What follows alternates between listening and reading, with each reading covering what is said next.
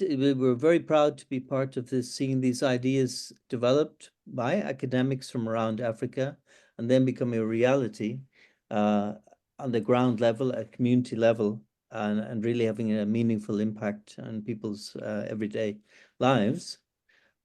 Just a little bit of technical information. We have French and English interpretation, so please select the channel that's right for you, the English language or French language.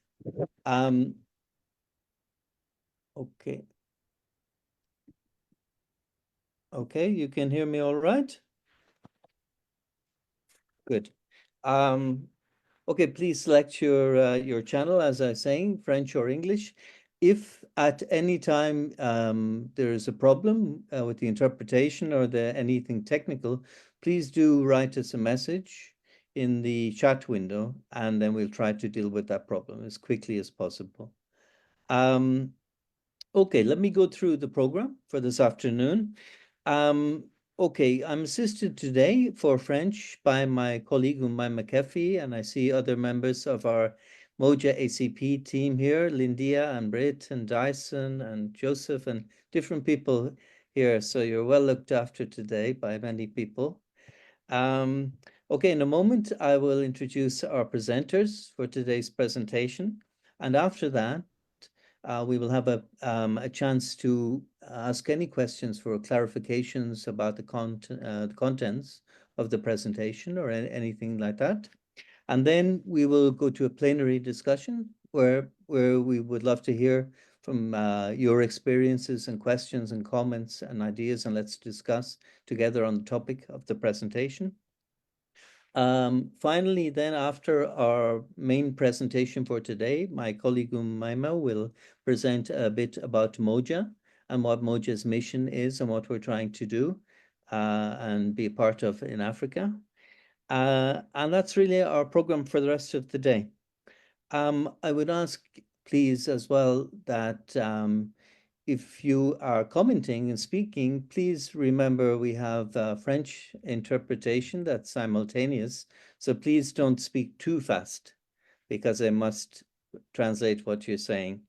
And also, if you're not speaking, please keep your microphone on mute so we don't have technical interference with the person who is speaking. Okay, without further ado, today we have two presenters from Nelson Mandela University here in South Africa, Enver Motala and Irna Senekal.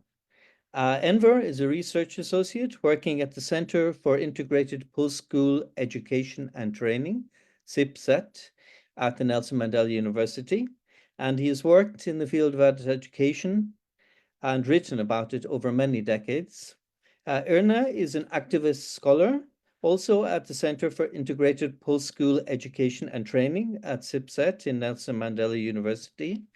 She uses participatory action learning and research approaches, working with unemployed graduates, farm workers, urban farmers, small-scale fishers, cooperatives, and other organized community groups to build alternatives to challenges of poverty, inequality, and ecocide.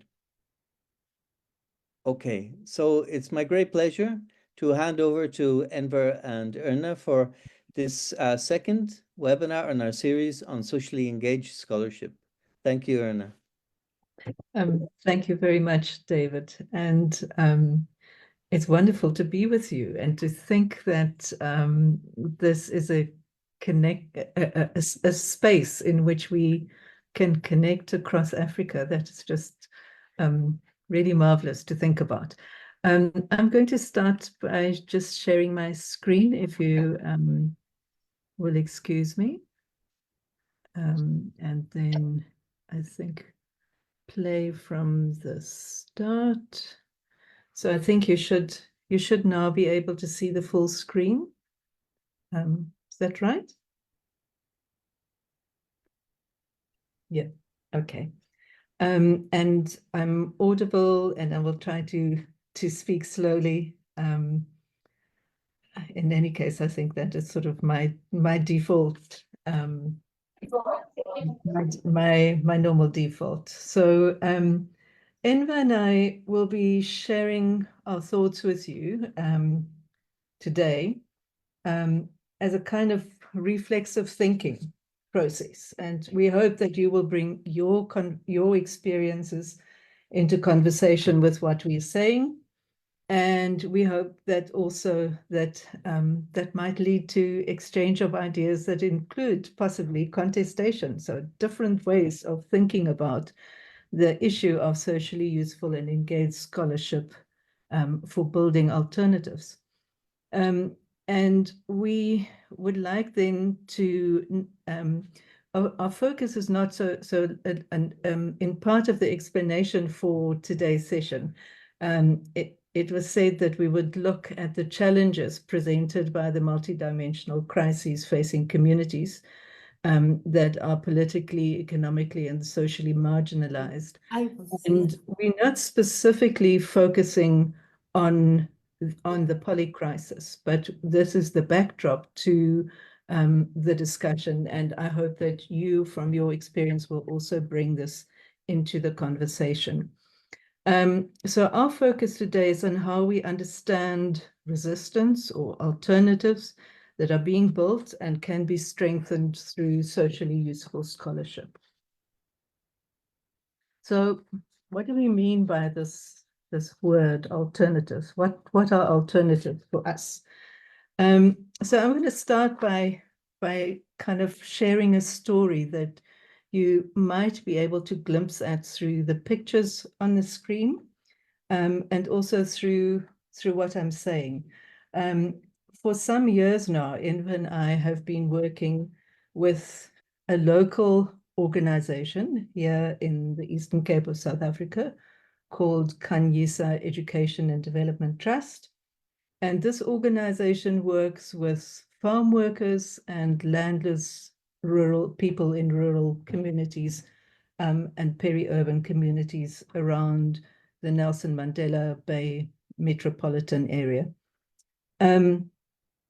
And so we're kind of drawing on the name, I suppose, of Khanyisa, which is this Xhosa word for bringing light to something. And we really appreciate the focus of this organization on education for social justice and development. So how could socially useful scholarship, and here we understand it as a scholarship where the purpose of it is to bolster struggles for alternatives led by people who are directly experiencing the pain, material loss, and oppression from the interlinked issues brought by dispossession, inequality, poverty, and ecocide. What CLR James and Grace Lee Boggs referred to as facing reality. For us, these alternatives develop through action, and it emerges from the lived experience of communities and their search for social, economic, and political justice. So it's not a fixed thing. It's not an alternative that is there and say, here it is. It is a developing process and space. These alternatives also, we think, are animated by a collective process of thinking in action to change social and economic and ecological oppressions. So it is not just a physical thing, it is also a space for collective thinking and doing. Okay. Am I sort of, is this an appropriate speaking, what shall I call it? A speaking tempo? Yeah, that's great, Irna. Thank you. Okay, thank you. So I just want to here in this slide share with you some of the places that we think are starting points. And the first is this notion as educators and facilitators in a process of forming and holding a space. And for us, this can mean a physical space that is safe from intimidation and disruption for farm workers who are living at times very, very precariously on farms, facing eviction and so on, finding a physical space to meet where people can learn together and where they feel safe to voice their experiences and opinions is a big issue. And so an alternative can mean finding that space, but it's also a question of holding the space together.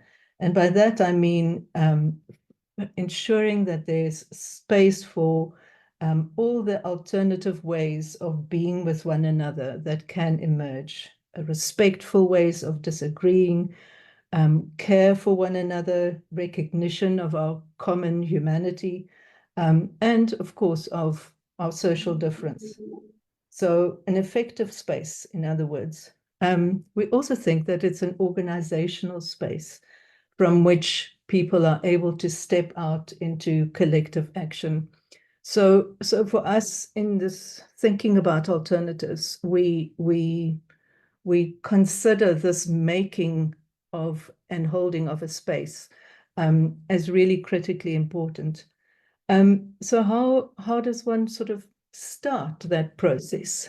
And really, it is about surfacing experience in ways that make that experience visible. And in the work that we do, and I'm sure there are many other ways, we start off by storytelling, by mapping, by taking photographs, by drawing, as you see over here. And I'd like to sort of share a little bit more about the specific picture.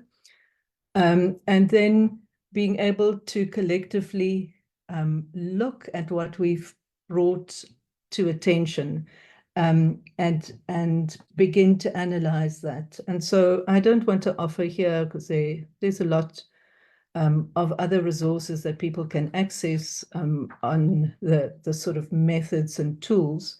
So I don't really want to focus on that.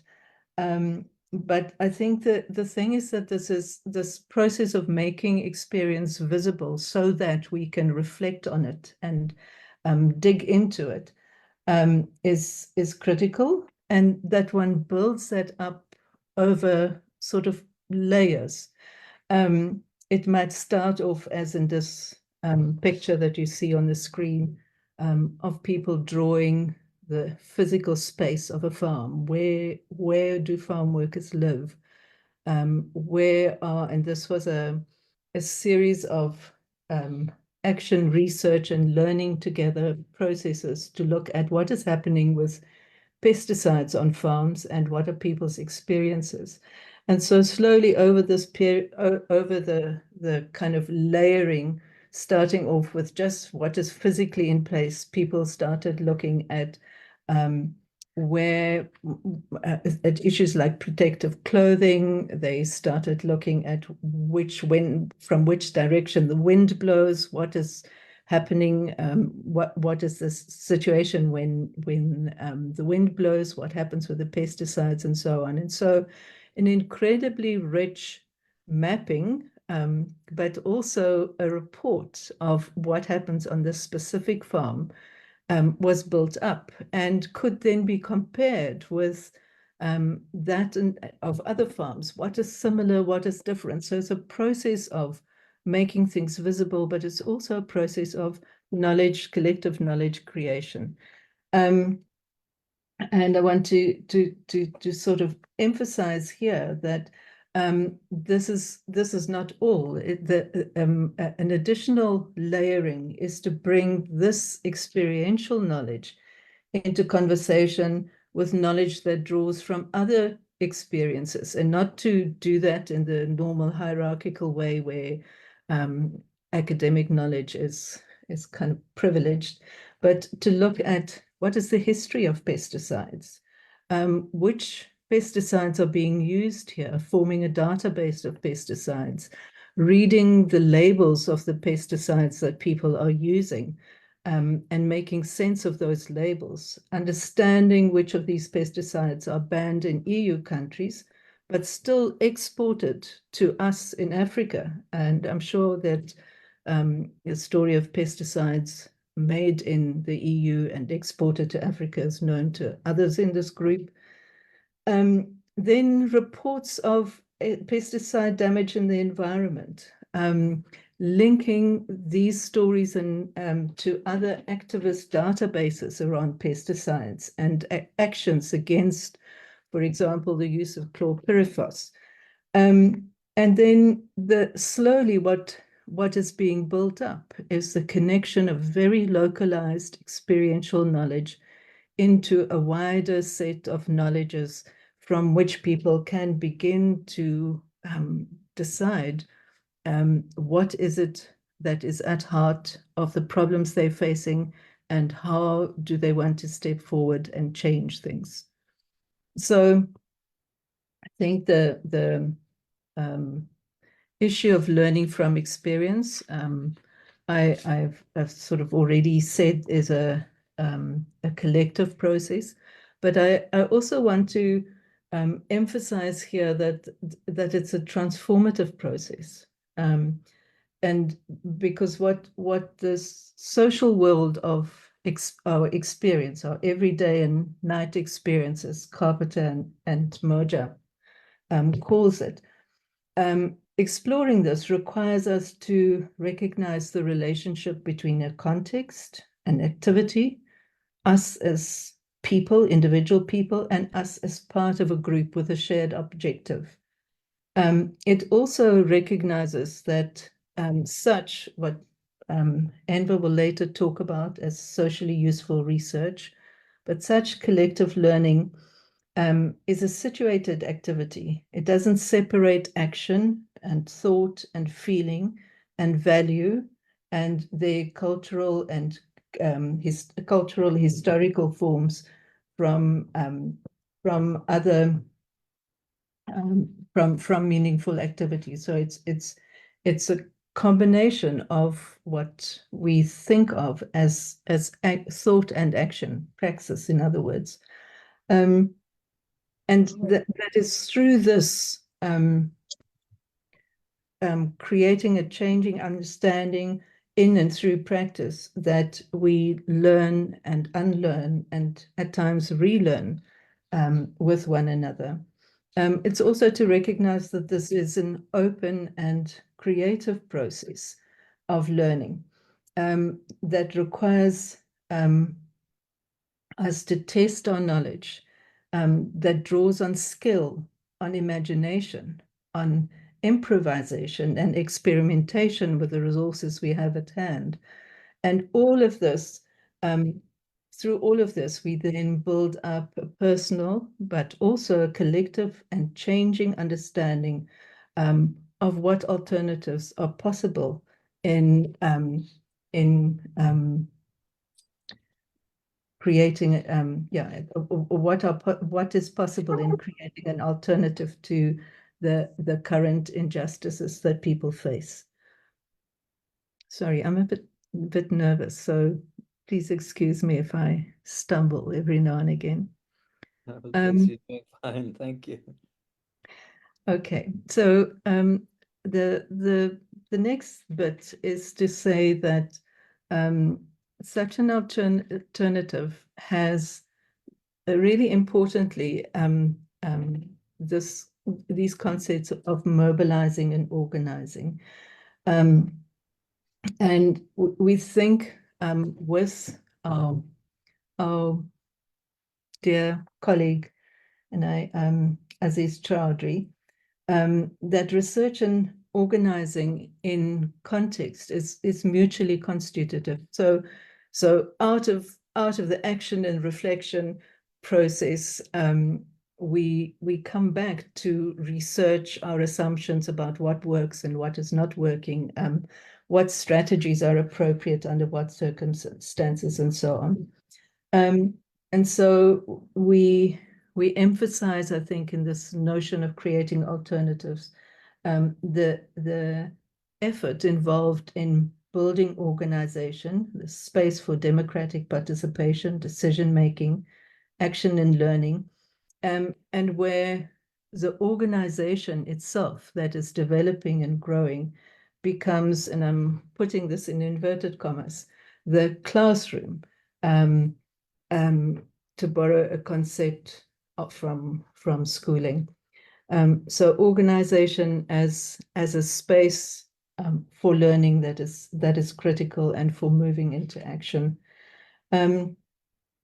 Also to share with you that that in building and developing campaigns, mobilizing and educating for change and formulating demands, and putting a campaign into action involves a research process. It involves formulating a hypothesis about change, about creating an alternative, testing that in action.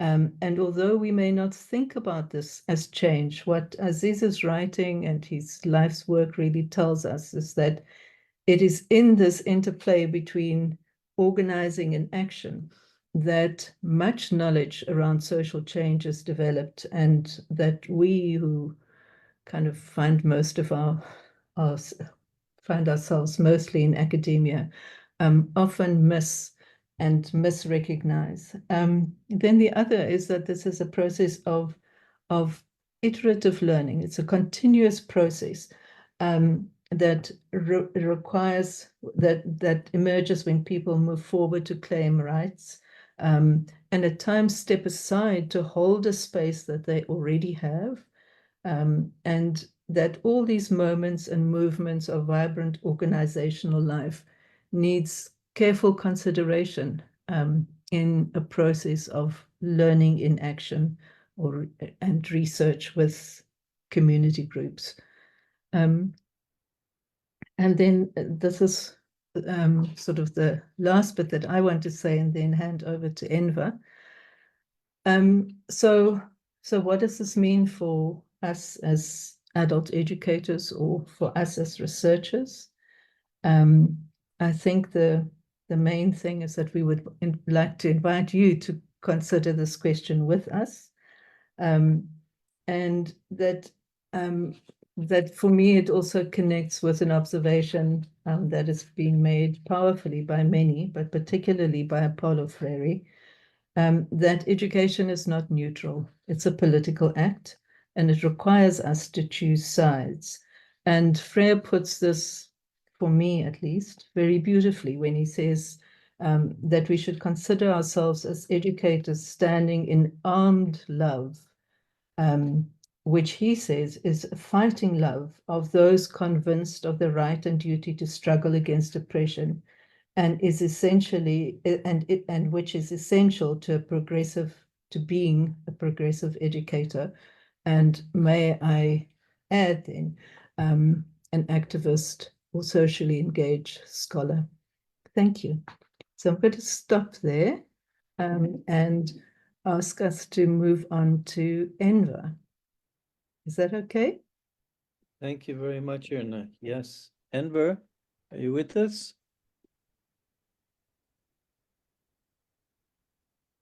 You have to unmute. Right. I'm unmuted now. Can you hear me? Yes, hear me? thank you. You too. Hello. Hello, everybody. My name is Enver Motala. Thank you very much to the organizers, David, Linda, whoever else was involved in putting this event together. It's an important event for us to learn with you and to share with you some of our ideas. So thank you very much once again.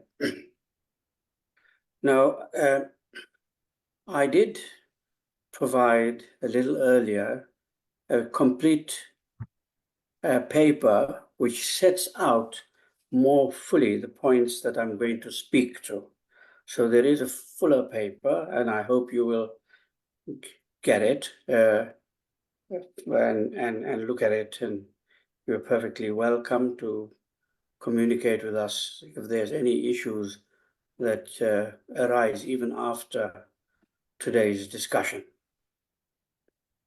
And I'm going to focus, because I think Irna has set out very clearly what in practice engaged or solidaristic research and scholarship and thinking is about, what its starting points are, what are its critical elements, what is key to it, what is it that we hope to achieve, and how all of this is linked to addressing the biggest challenges that face especially the most oppressed and marginalized communities of the world.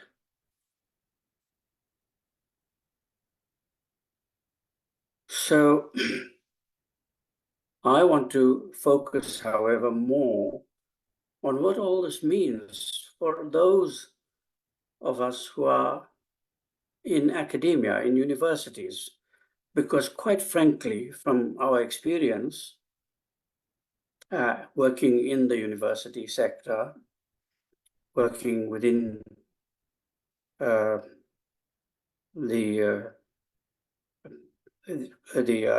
framework which universities provide for this kind of work, we have found it extremely limiting, constraining, and unable to understand the real value of socially useful scholarship because of the extraordinary limitations on open discussion about it, and of course the limitation on the resources which are provided for this kind of work, despite the fact that universities call engagement their third mandate.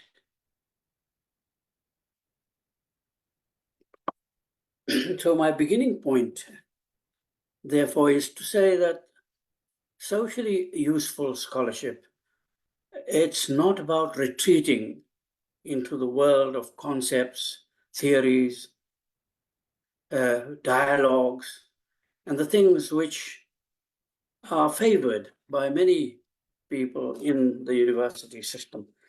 For us, this kind of scholarship, based on the practices which Irna talked about, must be located in what we call the world of real relations, of the way in which human beings interact with each other, either as individuals or as social classes or gendered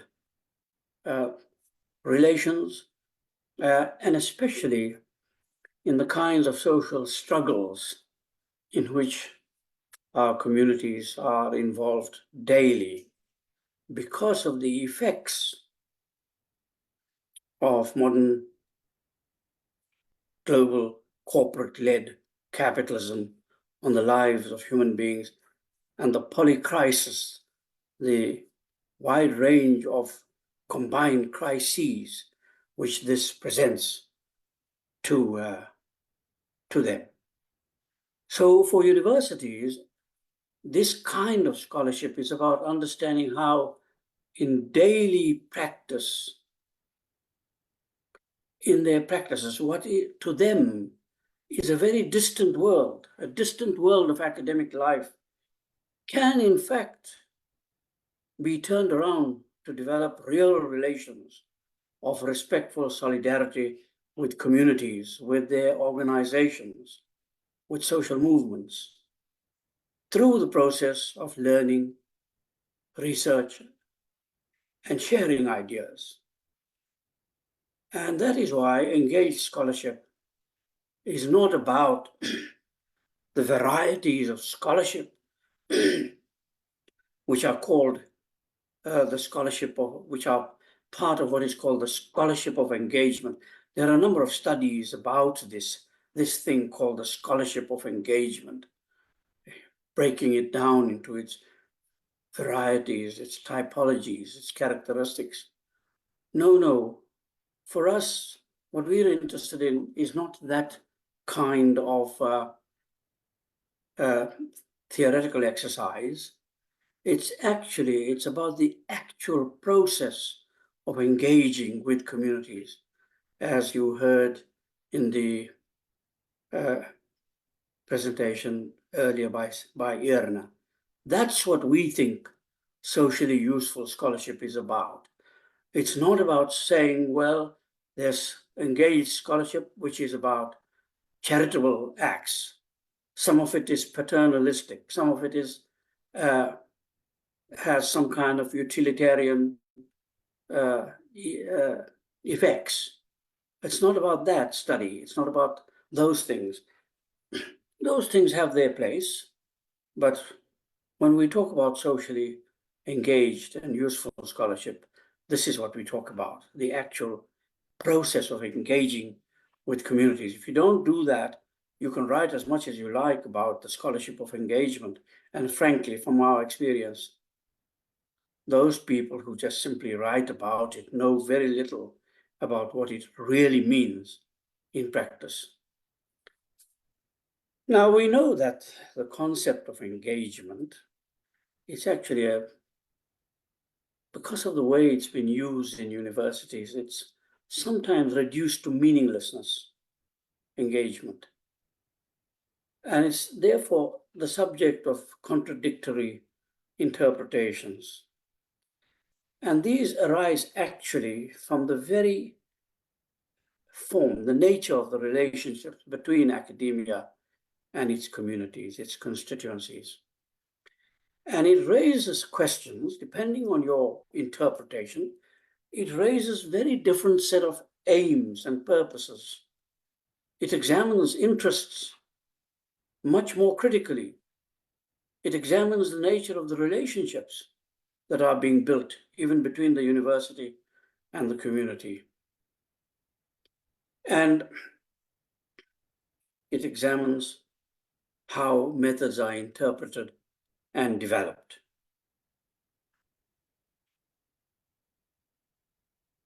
So that's some ideas about what we think socially useful scholarship learning is all about. But I want to move on further to say that for the communities, because we talk so much about communities, the communities that we refer to are mainly of the working class and have evolved historically, as we know, from rural communities in this continent and elsewhere. And parts of this community continue to exist in such rural communities, but colonialism and conquest has dispossessed and forced millions off the land and into crowded urban settings where life is a daily struggle. Now, this struggle is worsened by the persistent failure of governments, even post-colonial independent governments, especially those now, as we can see it, at every level. Their failure to meet even the basic conditions of life for such communities.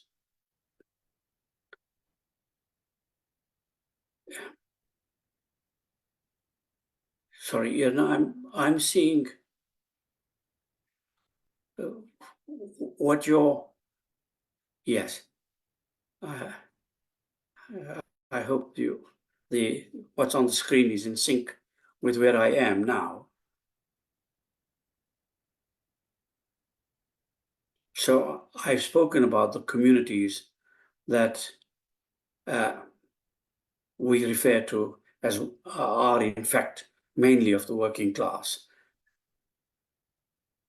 And I want to move on to simply say that the reality of the multidimensional crisis, the polycrisis that faces urban and rural working class communities has destroyed the prospect of achieving even the minimum of human rights in a democratic society. It has made this impossible. Yet some of these communities, and this is the important point, have formed organizations, movements, cooperatives, and other forms of combination to defend themselves and to advance their socio-ecological struggles against a wide range of oppressive, exploitative, gendered, and other destructive practices. And so we have to understand, therefore, that because these communities are at the receiving end of the effects of the polycrisis, they must constitute and do constitute some of the best sources of knowledge and understanding about life-giving strategies and practices to represent the interests of their communities and for advancing the interests of society as a whole, because their knowledge is the result of the direct experience gained in the struggles by communities. And it is there that we must return to the source. To use Cabral's phrase, returning to the source, for understanding the scholarly attributes of knowledge developed out of an association with such communities. The struggles which are intrinsic to their life are likely to produce real understanding about how communities have devised the strategies necessary for their survival, and not just abstract categories of knowledge. However, we must recognize that there are real barriers for those of us who are in the universities for the realization of these ends. And this is not simply about the administrative hierarchies of power and the bureaucratic demands of regarding such power, such research and knowledge.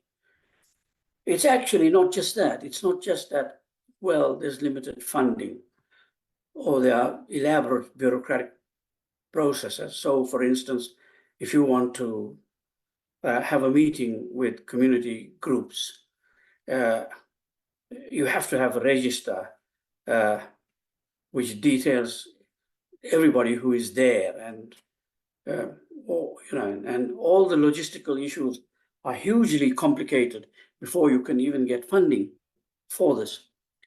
So those are problems, there's no question about it. And we generally resolve them through a lot of hard work, which distracts us from the real work sometimes. But the real problems lie in the very nature of the choices about what knowledge is important. And as I say, the grip of the criteria for the outputs which are required for such research and its uses. Now, all of you who have done research, especially for accredited publications, who are constantly treading on the treadmill of publications outputs of publish or perish, know exactly what I'm speaking about. The elaborate criteria that are put out, which don't allow you to actually speak to these issues in ways in which they could make meaning, not only for those in academia, but for people who are socially engaged as scholars. So the result of that is that engaged scholarship is not synonymous. So the reason for this difficulty is because engaged scholarship is not synonymous between the university, its purposes, its aims, its objectives, its outcomes, its uses, are not synonymous between the university and its communities, whether or not these engagements are based on what we're always told about, respectful relationships between the university and the community. That's what's always set out, in the policy documents in university about respectful relationship. But it's much more than that, since that by itself does not result in equivalent purposes. Even if the methods used to arrive at outcomes is mutually respectful and satisfactory, it doesn't do that. We know that for the university, this kind of scholarship is an activity which is about knowledge production relating to the conventions of science which universities use, discovery, and the production of knowledge through that, theorization, teaching, learning, supervision functions. And it contributes essentially, all of that contributes essentially to the aspirations of individuals and their career paths, even if they are doing the work as a group. Essentially, it remains at that level. For communities, useful knowledge, not just scholarship, all knowledge, useful learning, useful research, and hence useful scholarship is the process of engagement.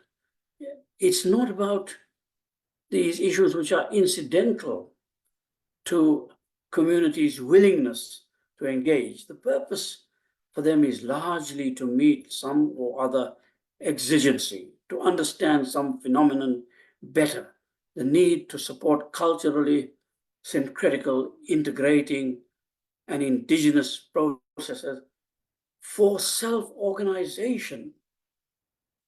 It is about shaping the possibilities for useful outcomes, for supporting that, for finding the linkages with other forms of struggle in which community is engaged more widely and solidaristically, for clarifying more deeply the nature of the exigency which communities confront through research. It's about the facts of circumstance. It's about analyzing these. It's about experimentation, strategic thinking. And mostly, I think it is about the reach of the social agency of communities through their processes of mobilization in support of increasingly democratic and accountable practices within communities. Communities are deeply interested in accountable and democratic processes, not just in the abstract and ephemeral ways which we understand democracy as an electoral practice. The meaning of this is that academic establishments and researchers must go much further than they are able or permitted to. And this requires, in our view, a radical shift in their orientation to the purpose of constructing solidaristic forms of knowledge and engagement with communities. And of course, we don't for one moment think that such scholarship can avoid being self-critical,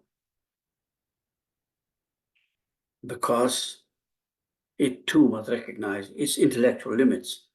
And those limits is what enables it to engage with other knowledge communities in a productive relationship.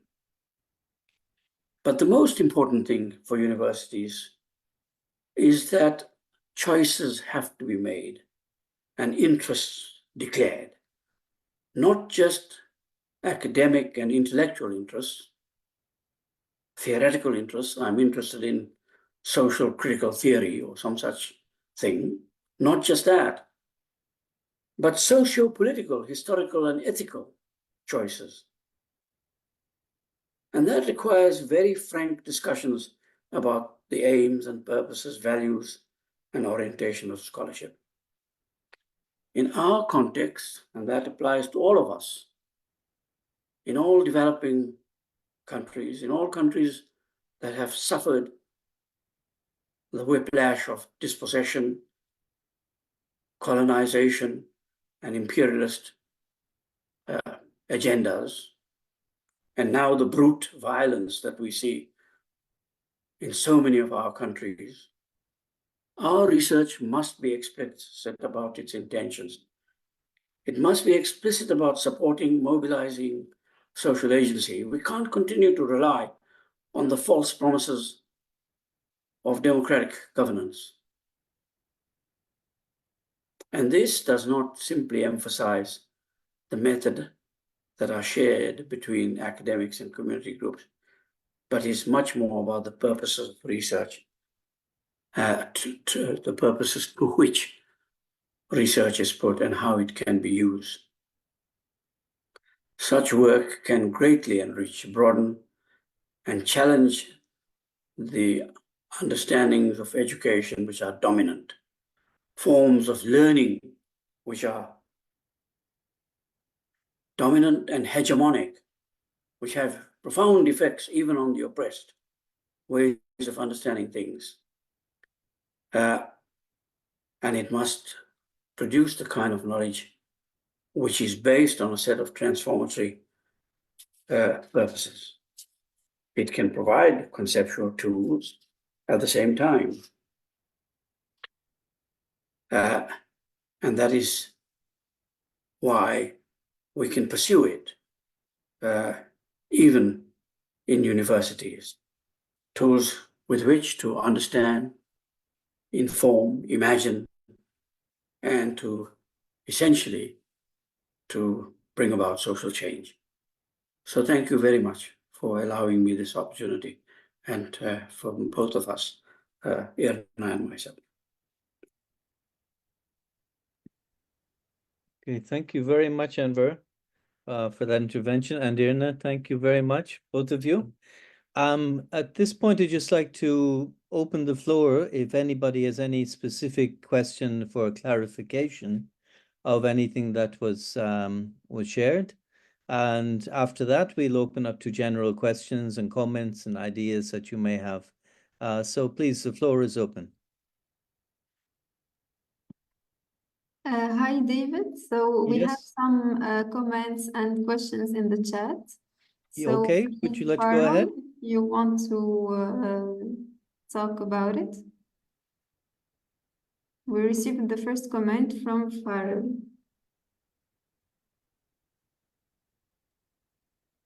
Okay. Oh, thank you. I can see some of the questions. They yes, except the ones in. Can you hear me? In Very low volume, Farrell. Sorry, give me a moment. Okay, trying to use a new headpiece. Is it better now? Yes, yes. Okay, all right. Sorry about that.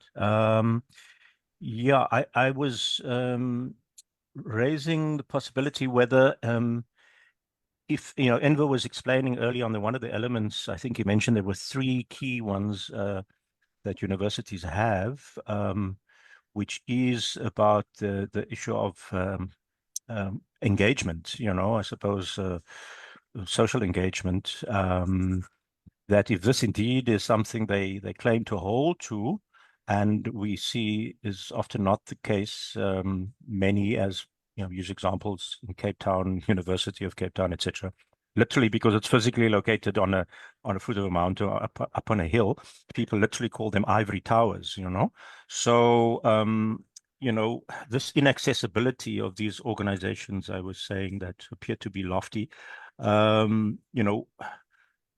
they're not obviously removed from the challenges of the majority. But I think also, as Enver went on through the presentation, he referred to this, but I was wondering whether, the question about how one actually breaks this down. And if I can just say it, perhaps linked to my second point I made, is that there are examples that I'm thinking Irna and Enver could share where, university departments, some units and so forth have linked with community struggles, social movements and others. I just thought that might also help to elaborate, but I know referred to that also at the start, but I'm linking the 2 points if that's okay. Thank you. Thank you, Farrell. Maybe you could just repeat the essence of the first question again, please. The fact that Enver was mentioning 3 elements that universities hold to, and the one was around engagement, which seems to not be the case from much of what was being presented, that they seem too far removed and distant from, social challenges, socioeconomic and challenges that communities face, that the majority faces, and therefore universities are often seen as ivory towers, but I'm saying Enver made much of that, those points also going through the presentation after I posted, this particular aspect. But maybe there's something further to be said about that. And then I'm linking it to the second point that I mentioned about there had been efforts to link by some units, at universities. Okay. Yeah. Okay. Okay, thank you. Maybe before we pass back to Enver and Irna to reply to Farrell's, maybe there's another question. I remind you, please feel free to speak in English or in French, whatever you feel most comfortable using, and we can translate it. And David, can the speakers please identify who they are so we can, when trying to answer them, we can refer to them? Okay, please. Yeah, thank you, Enver. Yeah, so please introduce yourself, your name briefly, if you would like to make a comment. Thank you.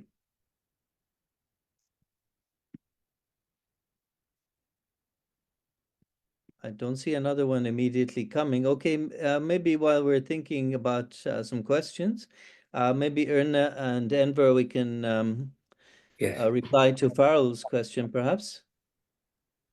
You can ask Irna to please kick off on that. Okay, Irna, could you get us going on that? So I'll start, and I think I would like to sort of combine my response with the comment by Zahra Limbanda about how research findings are communicated and how inaccessible academic language can be to the majority of people. Yeah, and so I don't know, Zahra, it might be helpful if you kind of phrase your question again, or say if we don't answer it.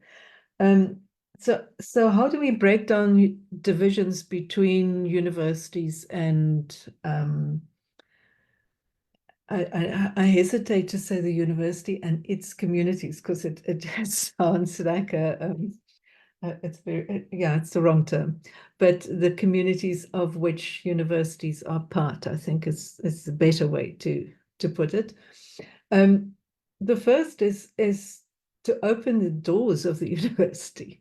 Our campuses are behind high, sometimes walls, big screens. It's difficult to get access to the university. Access to its electronic resources and library resources are all behind paywalls and require data and so on. So I think that there are things that we can do that I would like to see us do, that would make resources within the university available, both physical resources, places for meetings, and so on. And also some of the services that the university could potentially provide, for example, legal advice, psychological support, those kind of services that are sometimes very difficult to access. So that's one part. But another really important part, I think, is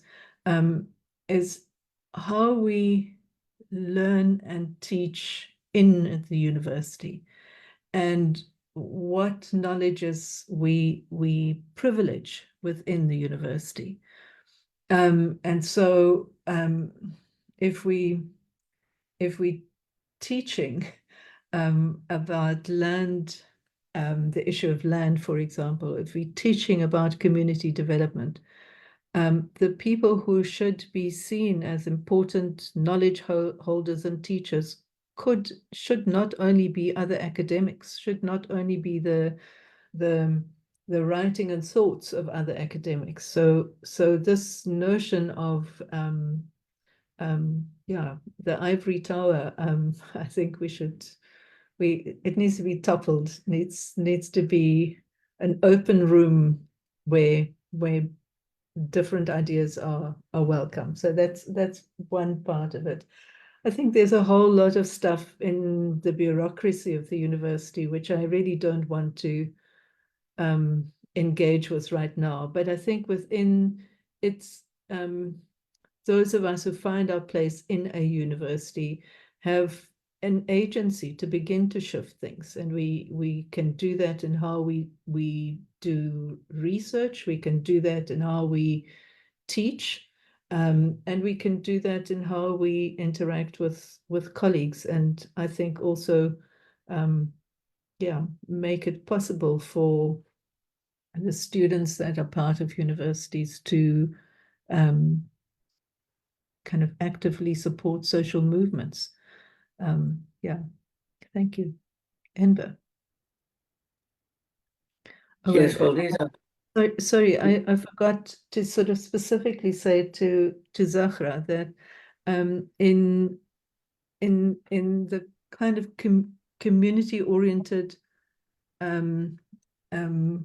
research, the purpose of the research, the reason why it's being done, connects to a social need or a social issue within that community, and therefore the way in which the findings are publicized would be using a range of different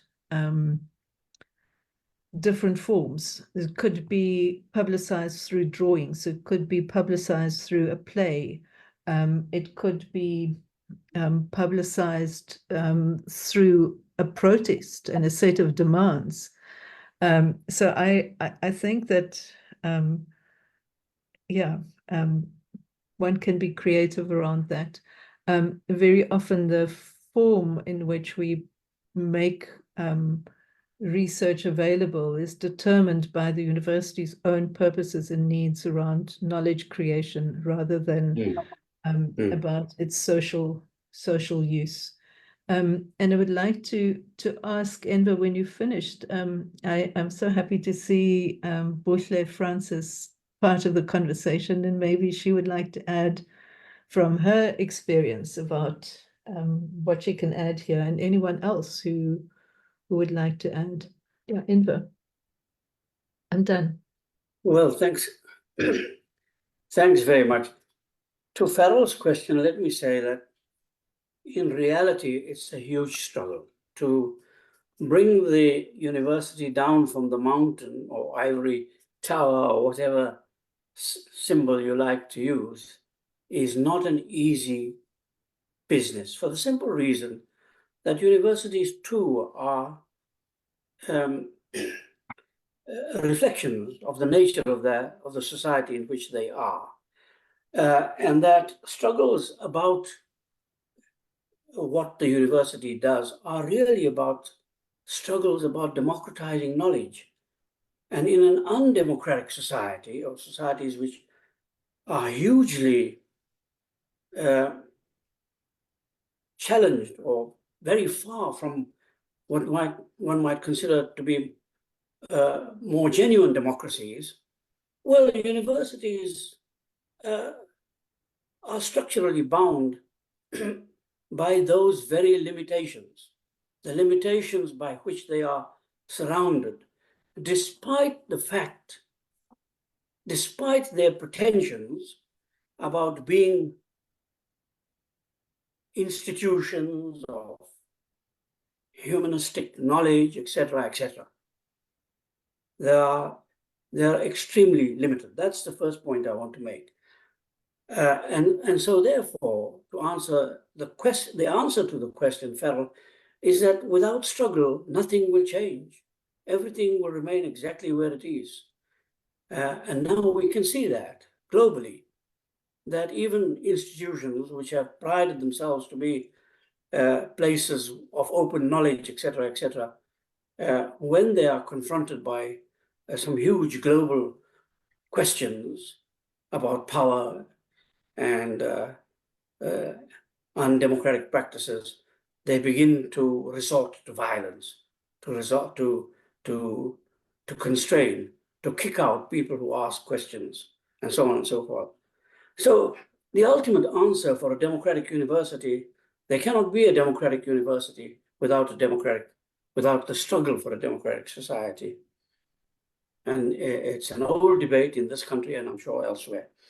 The second thing is that I think it's very important to work in the way in which Irna was suggesting, in communities, precisely so that communities can also be agents for changing the university. The structuring of those relationships in the way in which Irna and I are suggesting would actually provide the agency to begin to change the very purposes, the very forms, the very outcomes, and the outputs that universities are driving. It'll alter them. It'll begin to make them think about them more fully, especially if communities were to, as it were, confront the university with what they see to be its indifference, its distance, its failure to recognize the importance of the knowledge which communities have. And I'm not just talking about historical knowledge, indigenous knowledge, but the knowledge which communities are manufacturing every day in the process of confronting the kinds of crises they have to confront. Now, I want to come to Zahra's question. It's a very perceptive question also, because I think this question of scientific communication, of science communication, is really a really important one. But there are two dimensions to it. The one is simply that people who do scientific work, meaning people in universities, are not taught how to communicate what they do. In fact, it's very rare to see an academic who is able to communicate effectively about the nature of her or his research. And so universities pay very little attention to this question of science communication.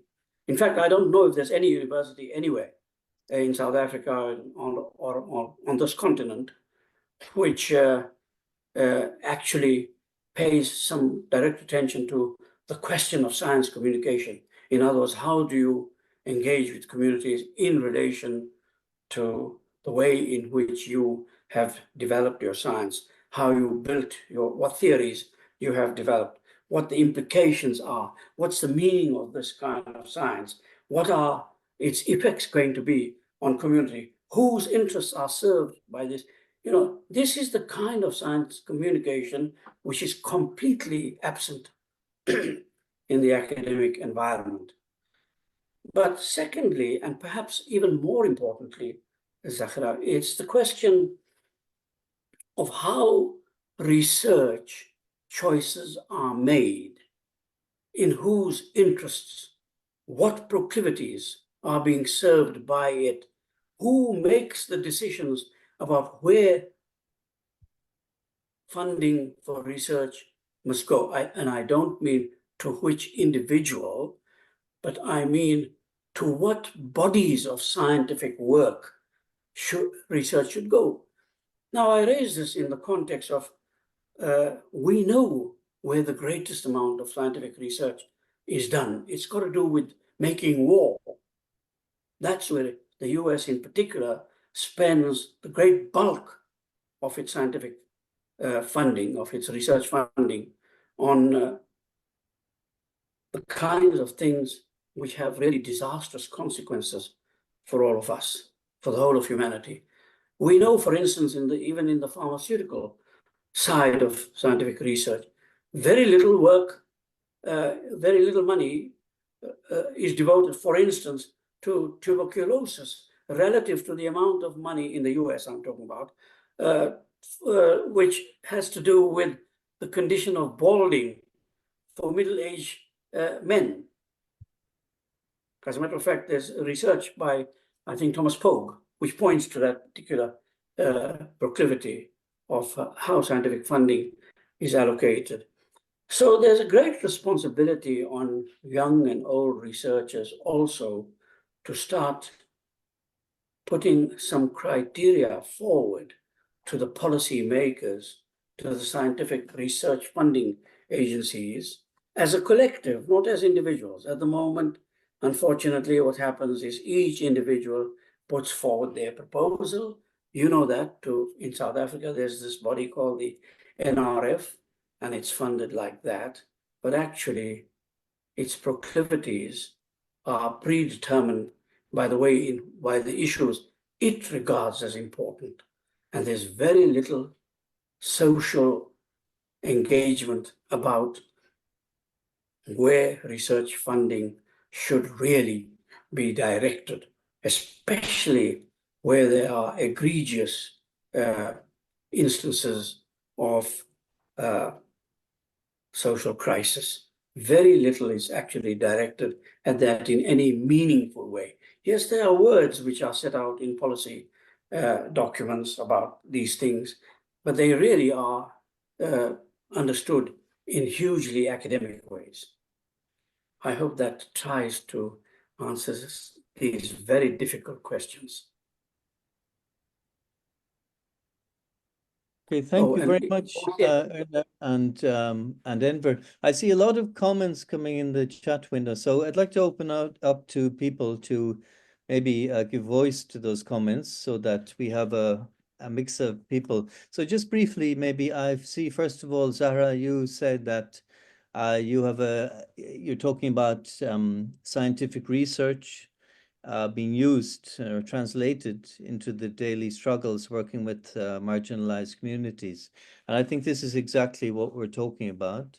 We're talking about, even Irna mentioned, the doors, the physical barriers, which really represent the mental barriers we have and the gap between communities and universities and higher education.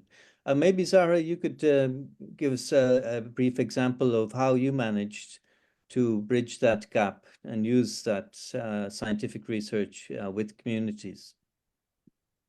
Okay, hi everyone. My name is Zahra Lambada. I am a master's researcher at the University of Cape Town, doing my master's in marine biology.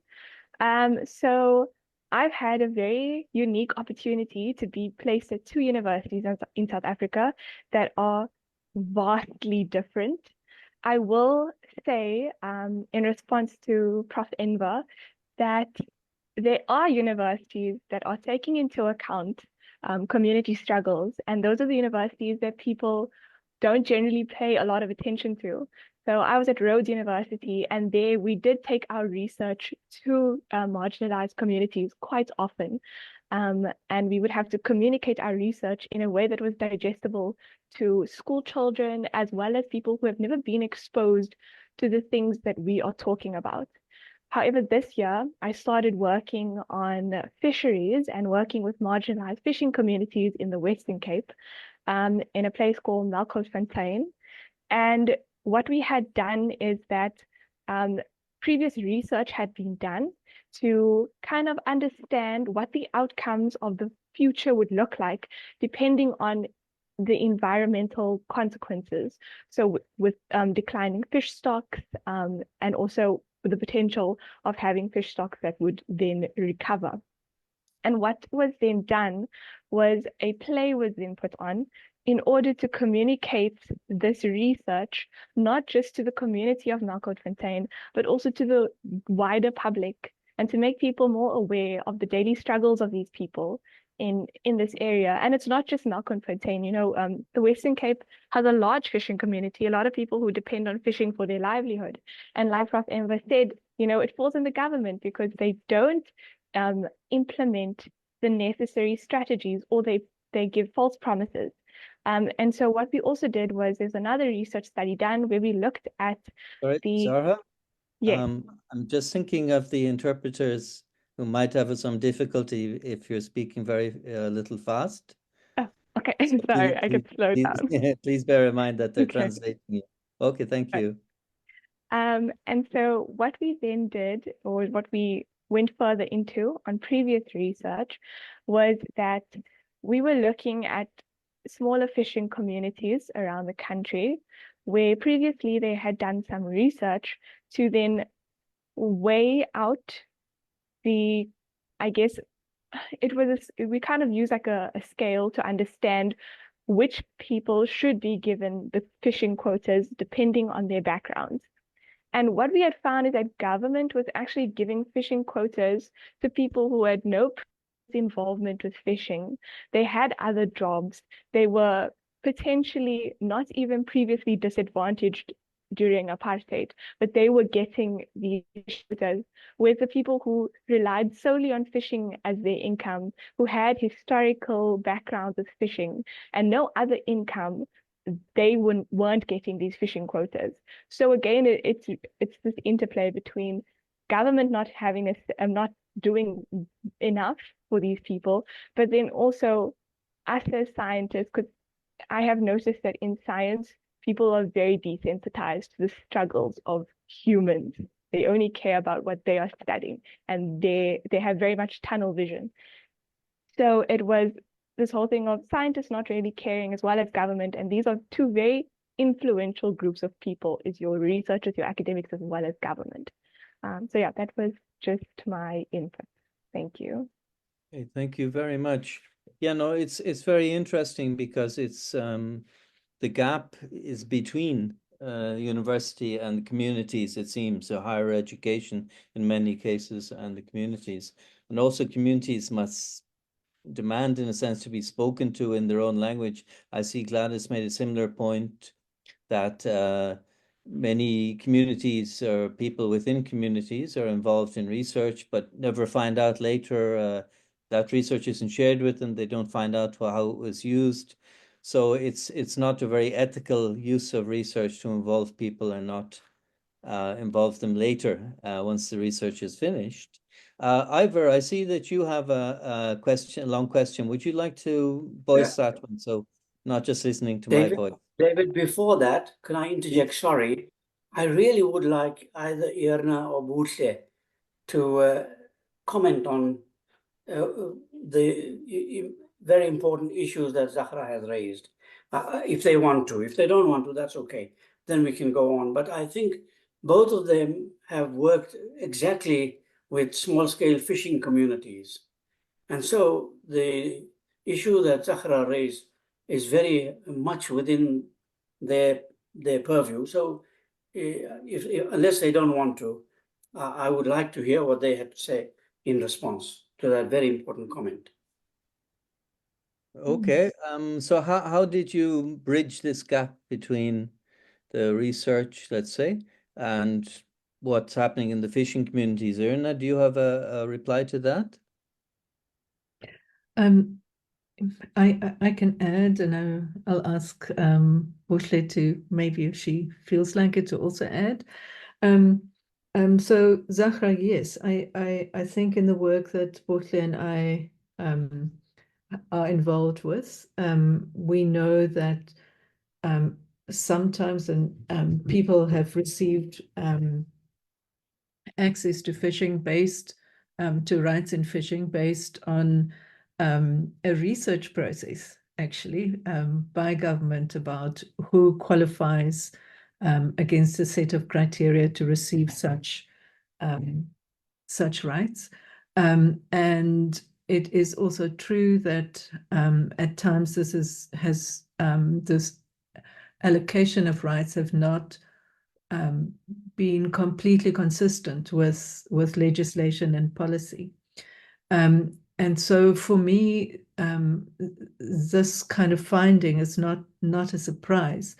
But what I'm more interested in is how research could be done around a social problem, of people who are excluded from whatever issue one is investigating, how that could result in not just the research findings, but in people being able to use that information in ways that help them to claim their rights and to challenge and hold government to account. And so it's not just so research findings in themselves are valuable, but what is equally and important and for me critically important is what action emerges out of this, and how such research helps to shift existing power relations. Because yeah, I'll stop there. I don't know, we're putting you under a bit of pressure, Buhle, but I don't know if you want to add from your own experience. And I am not sure if this is helpful to other people in the space. So yeah, I'll stop there. Okay, whoops, excuse me. Thank you, Irna. Okay, well, we see here what the dangers, I guess you could call it, of when there isn't socially engaged scholarship. We end up, government and others end up taking, we could say, wrong decisions or decisions that aren't helpful to communities or aren't just to communities because of the way the research was done. And this is another fallout, if you like, of this gap between the research and the communities that exists when we don't have socially engaged scholarship. But I would like to, just in the interest of hearing different voices as well, Ivor, I see that you have written. Would you like to ask that question, please, that you have raised in the chat? Yeah, no, sure, David. Mine was sort of a bit of a comment about, Sure.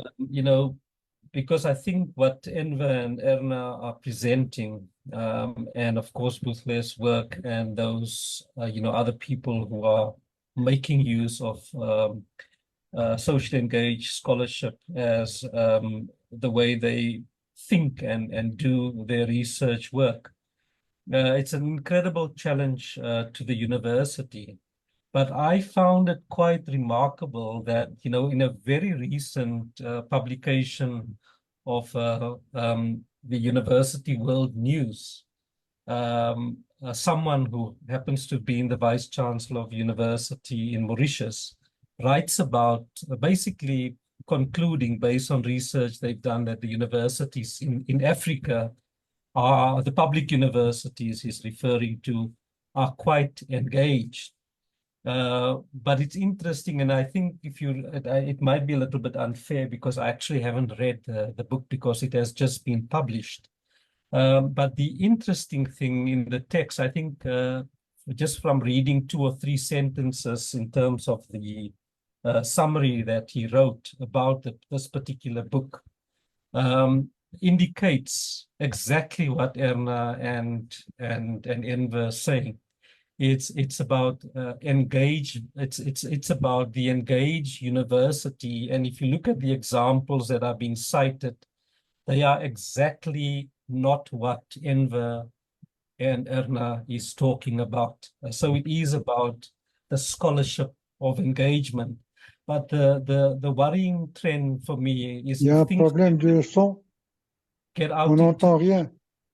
into the the public discourse. It becomes quite the dominant thing because it talks about universities through their research is shaping policy, and then the examples they use is, students are spending some time in communities doing some practical work, right? So I think it is quite opposite to what I think Enver is saying. So that was just the one point I wanted to make, but I'm quite interested to know, because that particular text talks about universities in sub-Saharan Africa. It doesn't refer to to the other parts of Africa. And I'm quite interested to understand how this discussion around socially engaged scholarship is unfolding in other parts of Africa that we should learn about,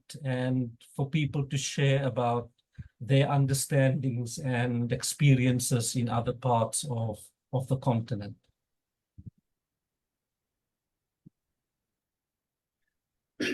Well, David, can I just say something about that? Because I read the article. Well, I saw it also. Can I just say something briefly about it?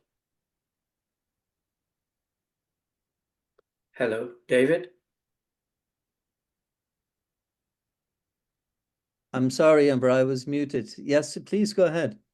Yeah, I saw the piece by Mohammed Bai, who's now Vice Chancellor and who used to be, in fact, the head of the Association of African Universities before that. So yeah, he has. But it's absolutely this point that I was making earlier, that there is a lot of stuff which speaks to the kinds of engagement which are either paternalistic or charitable or utilitarian, if I could use those three. And I have written a piece about exactly that, because I too have studied the literature on the kinds of engagement. And it's exactly what you say, that it's not about what we regard as being scholarship which has the kinds of social uses and purposes we are pointing to. In fact, they don't, in any way really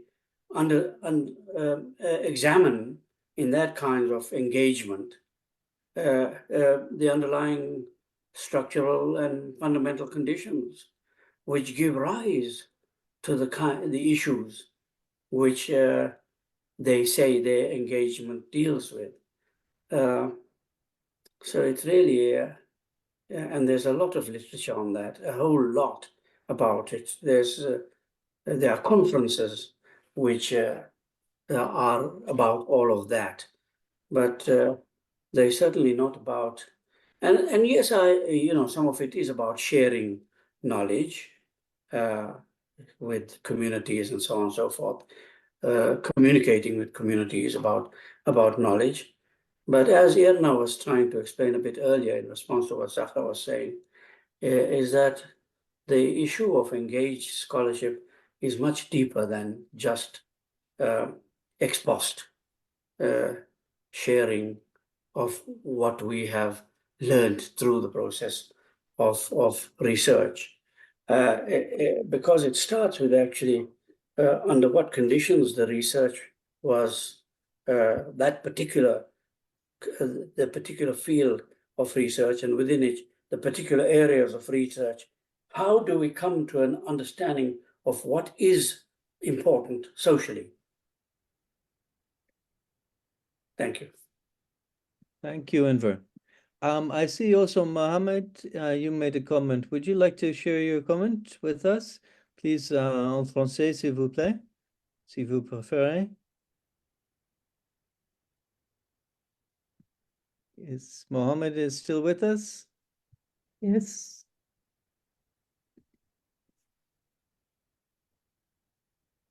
Maybe he has stepped away. Saeed, I see you also have a comment in the chat. S'il vous plaît.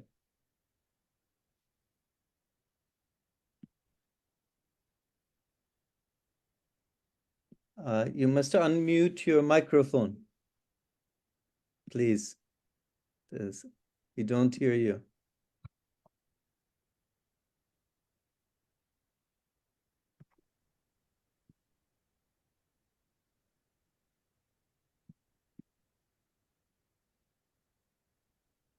Okay, Mohammed is back. Please do, please, Mohammed.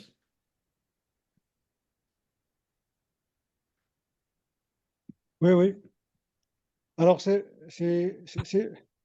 vous vous adressez à moi, à Mdiouni Mohamed. C'est ça. Oui, oui, oui, oui. C'est D'accord. vous. J'ai évoqué juste le problème de nos universités qui devaient d'abord être des universités citoyennes, dans le sens où ils devraient travailler avec la société, dans la dynamique sociétale, et essayer de s'engager dans le processus du développement dont le bénéfice revient à tout le monde. Donc, il faut ouvrir les portes. Il faut aussi que ces recherches, les fruits de ces recherches se partagent de manière vaste et se vulgarisent pour que la population bénéficie de cela. Il y a aussi le côté éthique. Le côté éthique qui doit être prépondérant dans les relations, dans le travail universitaire, dans la relation avec la société. Et tout cela, bien sûr, nécessitera des efforts, de grands efforts de la part des gestionnaires des universités, mais aussi des professeurs qui y travaillent. Voilà, merci. Oui, oui, Monsieur David.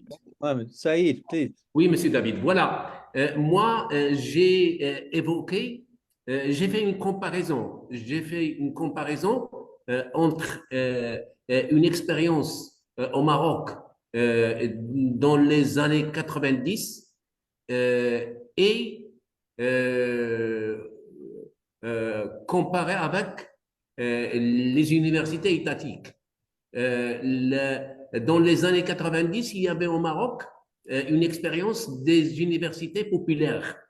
Ces universités étaient très ouvertes sur les préoccupations, sur les besoins des communautés, quitte à ce que les programmes de ces universités étaient co-élaborés entre les universitaires et les communautés.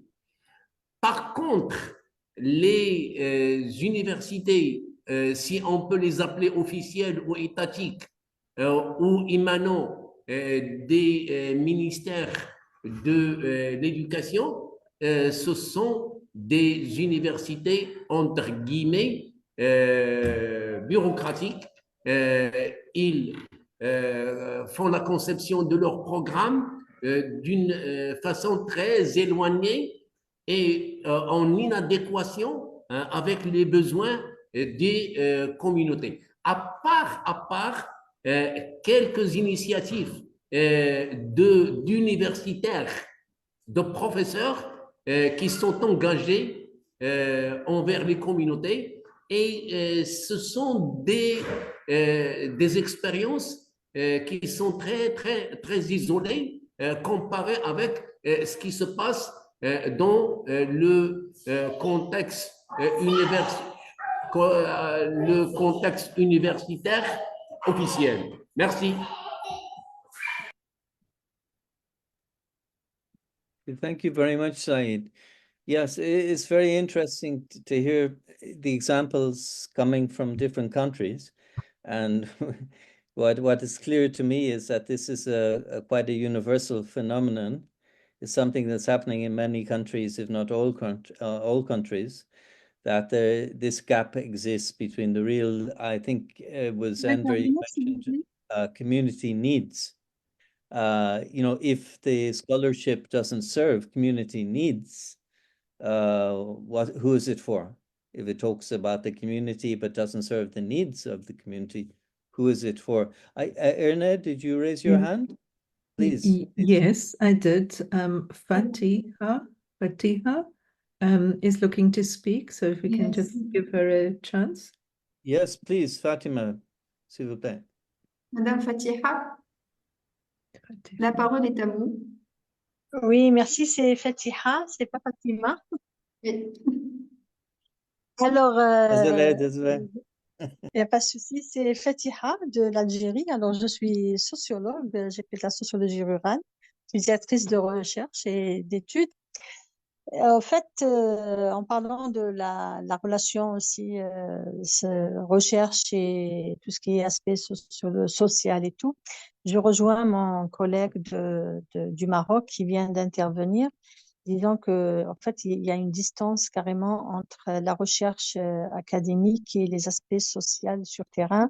Nous pouvons même dire qu'ici en Algérie, et notamment, si j'ose dire, par rapport à l'accompagnement des étudiants concernant les pratiques sur terrain, il y a une dimension qui est réellement absente, c'est la dimension de la recherche-action sur terrain, ce qui fait que tout ce qui est études par rapport aux mémoires et aux recherches des étudiants, et c'est plus basé sur des aspects théoriques et loin d'être réellement pratique. Et d'où le manque de l'analyse sociale du monde agricole et aussi urbain. Donc, on est plus dans les aspects théoriques. Les étudiants actuellement ont du mal à pratiquer leurs connaissances sur terrain. La période aussi du Covid a été un point important pour assister à ce recul de l'action du terrain. Donc, tout se fait de façon sur Internet, c'est-à-dire il n'y a pas réellement des actions pratiques sur le terrain. Du coup, on a du mal à voir les informations qui sont liées aux besoins sociaux et économiques de la population, notamment agricole et rurale. Donc, c'est un point important et d'où il faut réellement revoir le système de recherche appliquée, recherche-action au niveau des universités et notamment les étudiants qui aujourd'hui trouvent les informations sur Internet et ont du mal à voir les aspects sociaux réellement du terrain. Voilà, c'était mon intervention. Je vous remercie. Thank you very much, Fatiha, for your intervention. Merci. Do I see a hand from Sise Fatoumata? Did you raise a hand?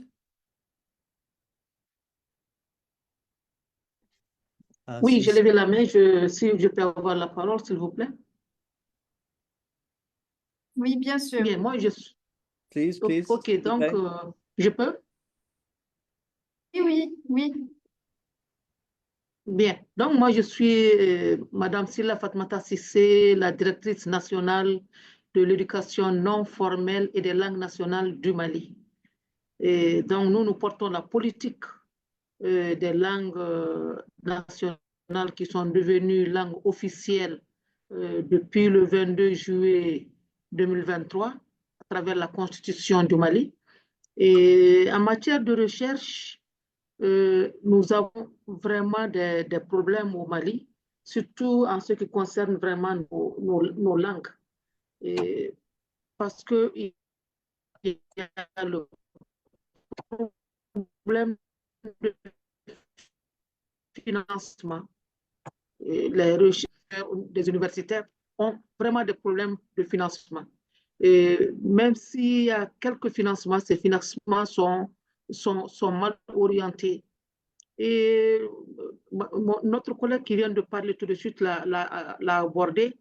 L'effet des réseaux sociaux aussi a beaucoup impacté vraiment les recherches, les vraies recherches au Mali. Les jeunes, les étudiants, les universitaires préfèrent prendre des textes, bien des trucs au niveau des réseaux sociaux. Et tous ceux qui sont dans les recherches au niveau des langues se réfèrent aux réseaux sociaux beaucoup plus, aller sur le terrain auprès des populations, auprès des centres qui encadrent vraiment. Nous avons ici des centres qui encadrent l'alphabétisation fonctionnelle, et des centres qui encadrent les enfants déscolarisés et non scolarisés. Et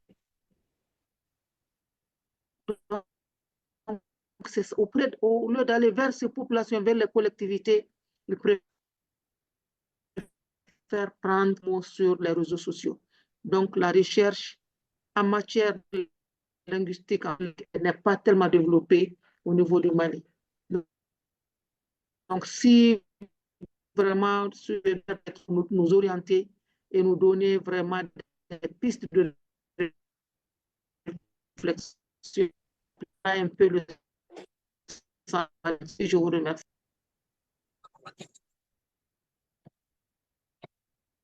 Okay, Madam Fatoumata, thank you very much for your comments.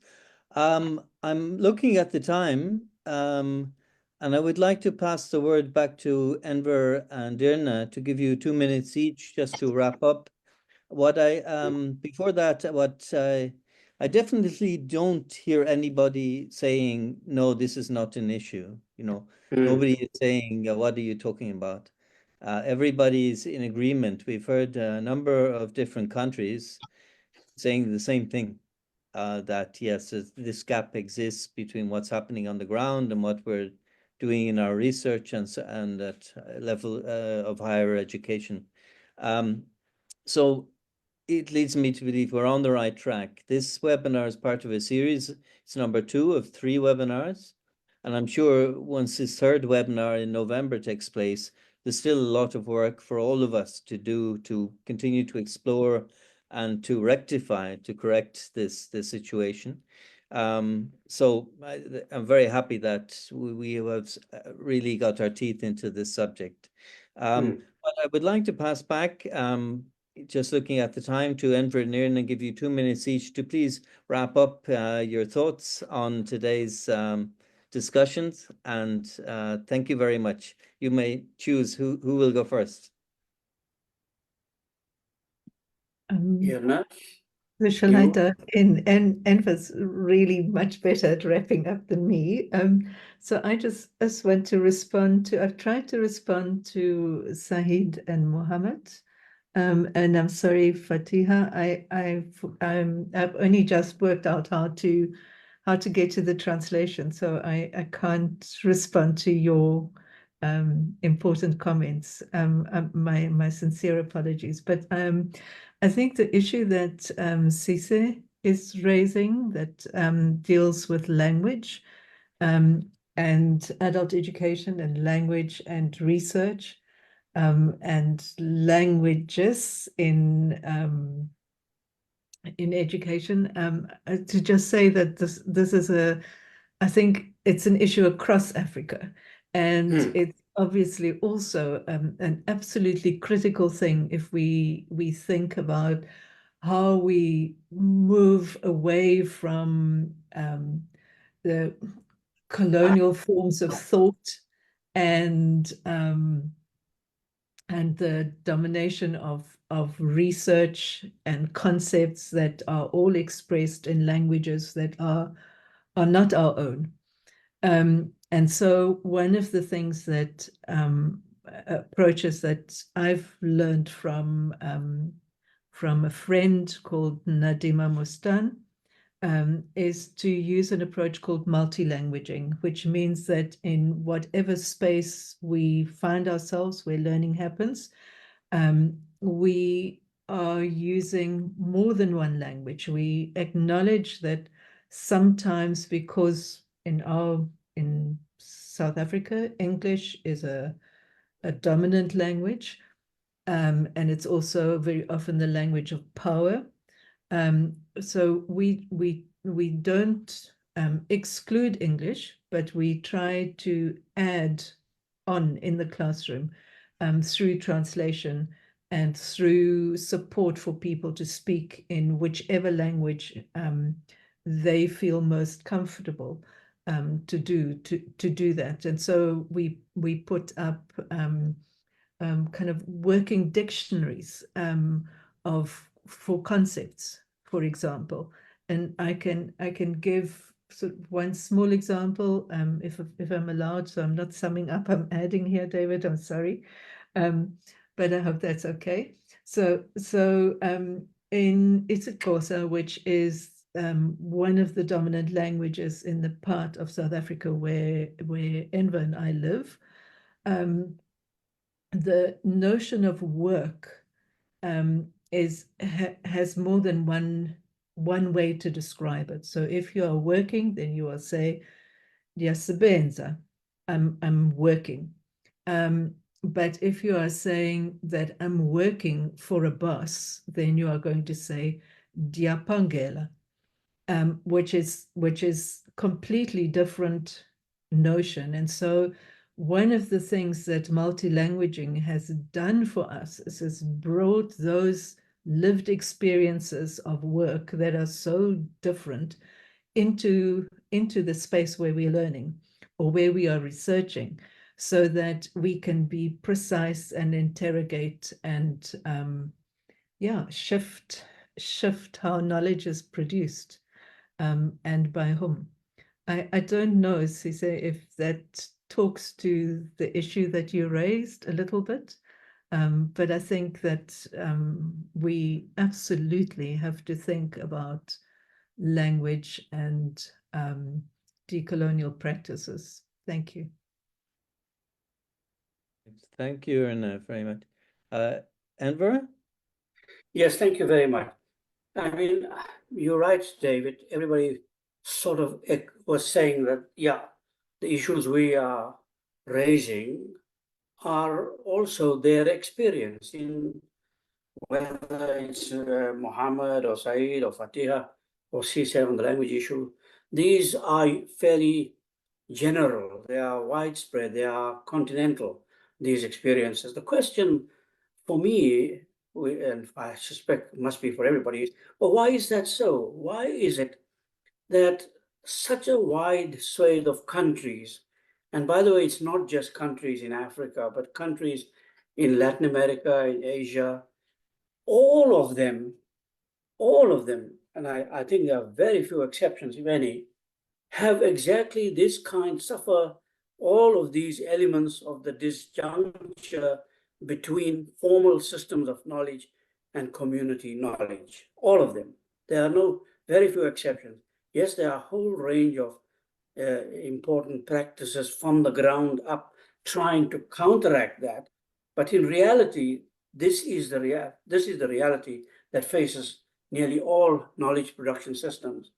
And the answer for me, and I hope that one day, David, that a seminar, webinar will be organized around what it is that is driving this kind of uniformity in the world.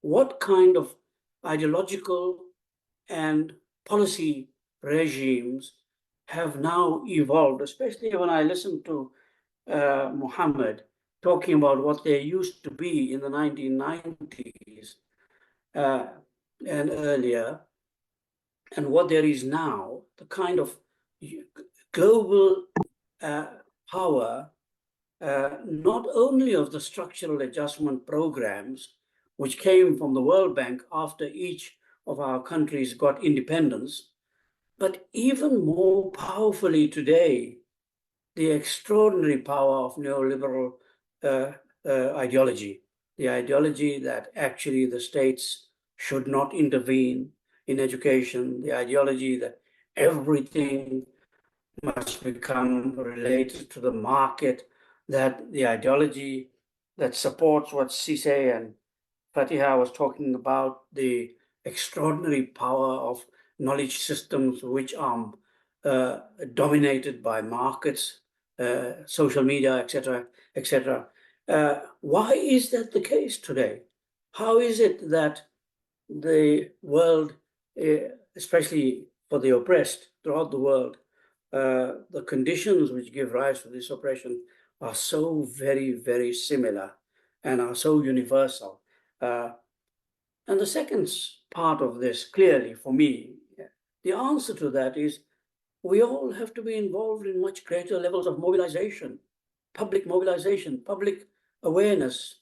We have to, I think the slogan about mobilize, educate, and organize is what captures it best for me.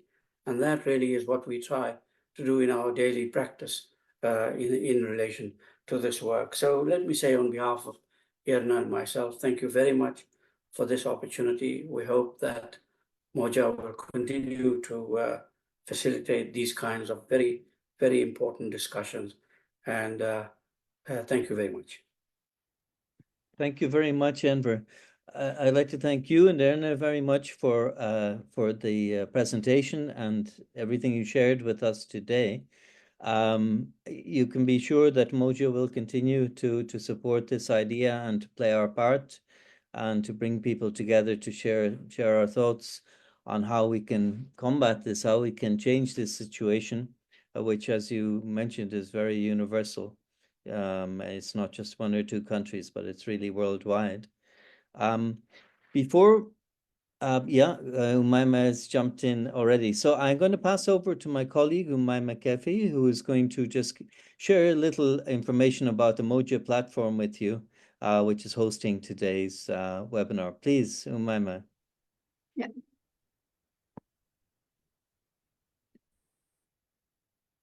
So can you see the screen? Yes. Okay. Donc, je vais parler en français. Bonjour tout le monde. Micro. Oh, s'il vous plaît. Vous m'entendez? Oui, oui. Ok, très bien. Donc, je vais parler en français. Je vais vous présenter la plateforme Moja. Donc, Moja est une plateforme en ligne pour les professionnels. Micro, Umaima, micro. Vous ne m'entendez pas?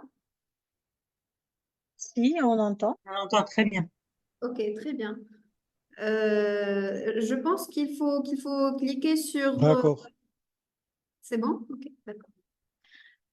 Donc, Moja est une plateforme en ligne pour les professionnels et les praticiens de l'apprentissage de l'éducation des adultes dans le secteur public, le secteur privé, la société civile et le milieu universitaire en Afrique. Donc, Moja, elle sert à...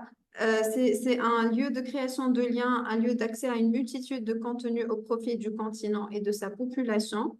Donc, à travers ces quelques slides, je vais vous montrer comment vous inscrire sur Moja.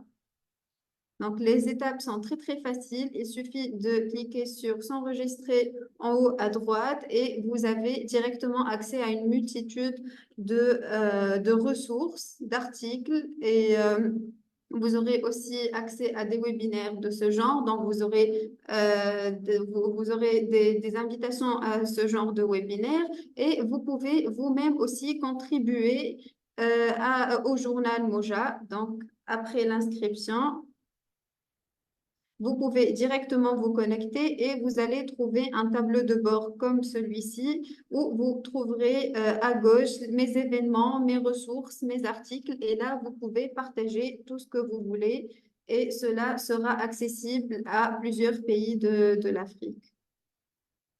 Donc voilà, je vous montre un exemple. Ici, j'ai mis un article, un témoignage, j'ai écrit le contenu. C'est juste pour vous montrer que c'est vraiment très, très facile à manipuler. Et donc, il suffit de mettre l'article, une petite description, ajouter une photo et puis c'est tout. Donc, les avantages de faire partie de cette communauté est l'accès à des informations sur l'apprentissage de l'éducation des adultes, y compris des articles, des nouvelles, des liens, des ressources faciles à chercher et à consulter. Vous pouvez aussi recevoir des newsletters. Vous pouvez avoir les nouvelles de toute l'Afrique en termes d'éducation des adultes. Vous trouverez aussi des profils d'organisation d'apprentissage et de l'éducation des adultes en Afrique. Il y a un aperçu des événements liés à l'apprentissage et à l'éducation aussi, des fonctionnalités interactives qui permettent et encouragent la discussion, le partage et la collaboration. Le partage d'expériences et de perspectives, et c'est un lieu où vous pouvez apporter vos propres expériences et obtenir des informations en retour pour créer une synergie entre professionnels. Donc, pour résumer tout ça, il s'agit d'une communauté de professionnels et de praticiens de l'apprentissage et de l'éducation des adultes. Moja aussi vous procure une visibilité sur toute l'Afrique et cela vous permettra d'échanger des connaissances entre vous. Donc, on compte sur vous d'abord pour vous inscrire sur Moja parce qu'on a besoin d'élargir notre communauté. On souhaite recruter de nombreuses organisations travaillant dans le domaine de l'éducation des adultes, que ce soit des partenaires de DVV international ou autres. Nous espérons aussi recevoir davantage d'articles écrits par des professionnels. Et là, on ne demande pas vraiment des articles très longs. On demande juste d'avoir les informations nécessaires pour le partage de connaissances. Et enfin, comme vous le savez déjà, vu que vous êtes là aujourd'hui, Moja organise des séminaires en ligne et des programmes de formation. Et on aimerait bien vous avoir toujours parmi nous et vous voir nombreux à participer à ce genre de webinaire. Donc voilà, merci beaucoup et n'hésitez pas à visiter notre plateforme qui est mojaafrica.net. Merci beaucoup. Thank you very much, Umaima, for that concise presentation. And I think also mention that to join Moja is absolutely free. So please, if you haven't already, please do join and please let others know as well. Once again, I'd like to extend my thanks to our presenters, Enver and Irna, for today's presentation. To all of you who participated for your inputs and your discussion. And I hope to see you all back here next month again for the third in our series of webinars. And we'll continue to discuss around socially engaged scholarship. So thank you very much for today. Thank you. Thank you, everyone. Bye-bye. Thank you very much, everyone, for this opportunity. It was great to be Thank with you. Thank you. Thank you. you. Thank you. Thank you very much, David. Thank you very much, Lindia.